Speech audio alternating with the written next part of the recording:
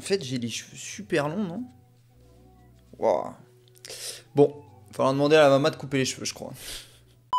Bon, si vous aimez les sports de combat, que vous avez Twitter, vous avez forcément déjà vu ce mec. Hein? Je vous avais dit quoi? KO deuxième round, on n'en parle plus.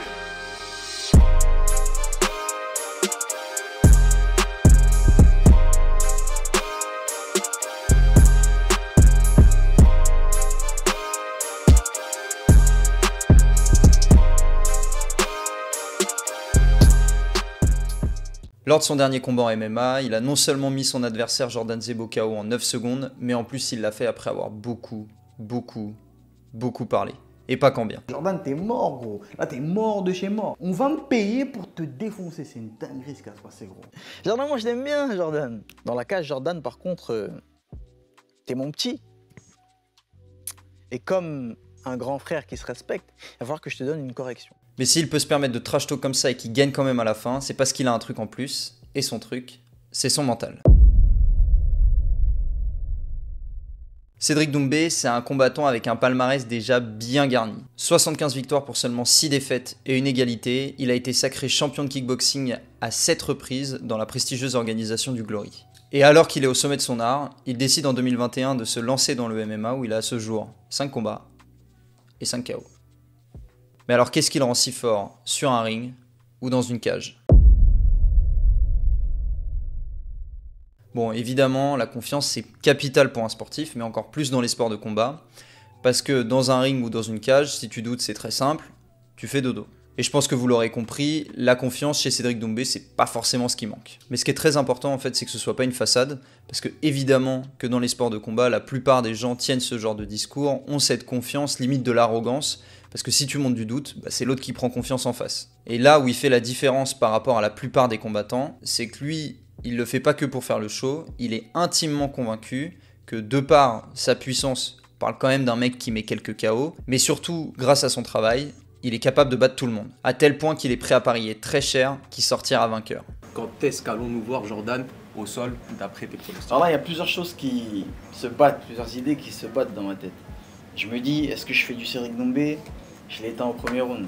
Soit j'écoute vraiment les fans qui me disent non, on a payé, on vient de Belgique, on vient de Suisse, on vient du Luxembourg, fais durer. Donc ça se joue entre le premier et le deuxième. Bah ouais, personne ne promet publiquement qu'il va mettre un KO au premier round et se moque de son adversaire comme il le fait s'il est pas sûr de gagner. Parce qu'en étant autant sûr de toi, tout le monde attend qu'une chose, bah c'est de voir si tu vas perdre.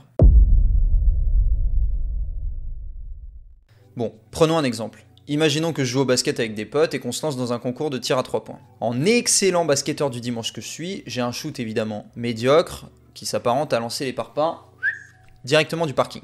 Immonde. Voilà. Mais disons que, coup de bol, j'arrive à mettre 2 paniers d'affilée. Un peu choqué de mon niveau stratosphérique après avoir mis 2 paniers d'affilée, mon pote me parie 10 € que je serais pas capable d'en mettre un 3e. Vous savez ce qu'il fait? Il rajoute de l'enjeu. Il me met la pression pour que je me rate. Parce qu'en fait, avoir quelque chose en plus à perdre ou à gagner, en dehors de la satisfaction extrême qui est de rentrer un shoot à 3 points, bah ça rajoute du stress, et si t'es pas confiant, tu te plantes. Bon, évidemment, moi, vous vous en doutez, hein, j'ai pas eu mes 10 balles. Mais Cédric Doumbé, c'est tout le contraire. C'est à ce moment-là, quand il y a de l'enjeu, qu'il est le meilleur. Bah ouais, parce que pour lui, battre un mec comme Jordan Zebo, c'est facile. Il se sent plus fort que lui. Je suis plus fort. Je suis plus fort.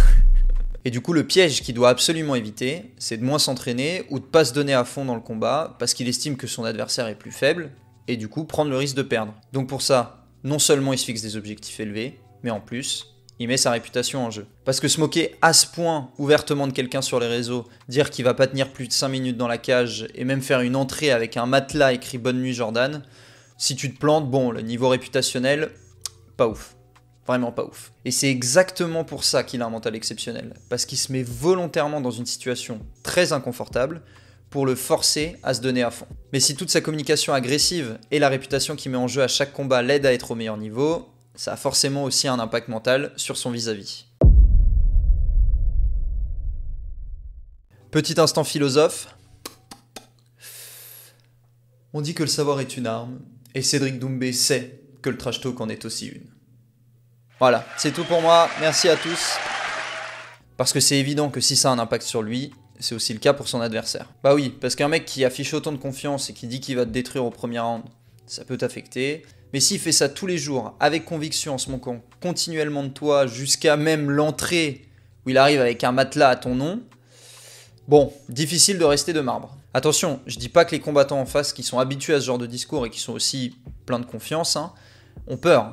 Clairement pas. Mais ce qui est sûr, c'est que ça a une influence. Et d'ailleurs, Jordan Zebo le reconnaîtra lui-même après coup, c'est que au moment d'aborder le combat, il l'aborde plus de la même manière à cause de tout ça. J'ai pas senti de peur, je me sentais pas particulièrement en colère ou stressé ou quoi. Juste j'avais beaucoup cette envie de prouver, beaucoup cette hâte d'être au combat et de faire quelque chose d'explosif. Justement, il y avait un peu trop ça. J'étais moins dans ma sérénité, mon calme habituel. C'est un peu ça qui m'a fait être un peu précipité et ne pas faire ce qui était prévu. Ce coup de pied que j'ai envoyé, c'était pas prévu. Au final, pour Cédric Doumbé, peu importe la réaction.